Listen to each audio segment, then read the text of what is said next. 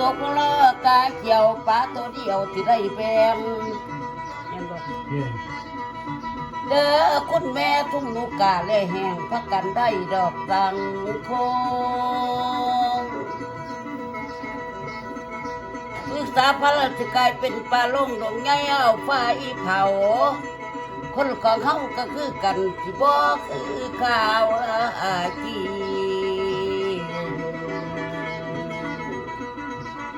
ลากินปกติตั้งแต่ต้องกายแห้งถึงยามแรงได้บินเซินเดี๋ยวนี้กูเกินหาแห้งกะบ่มีเหตุมันเป็นจังที่แห้งได้ทั้งฝูงกาเฮาต้องความลากันนางกันคนกำ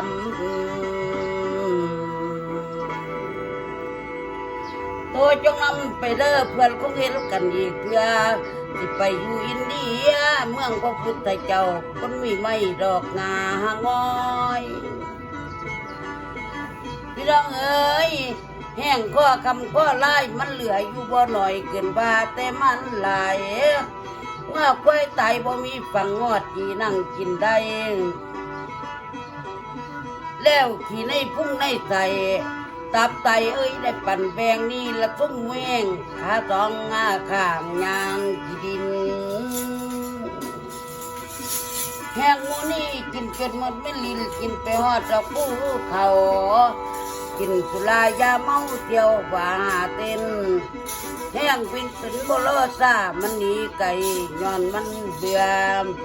หนีไปอยู่อินเดียมึงพระพุทธเจ้าคนมีไม่ดอกงามแห้งข้อคำข้อลายได้ไปอยู่ไฟกำทางป่าหิมาพานอยู่ไปนั้นบ่มีไฟได้สังกากันลา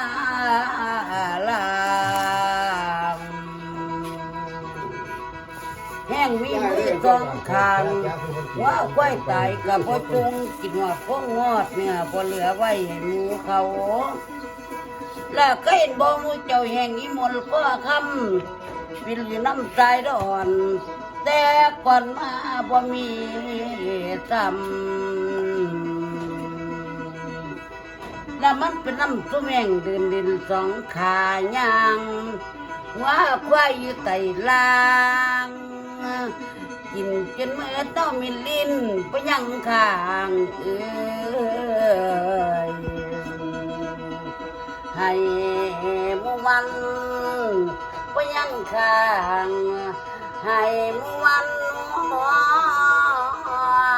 โอ้ยนาละนอละนาม วันล่ำนี่เป็น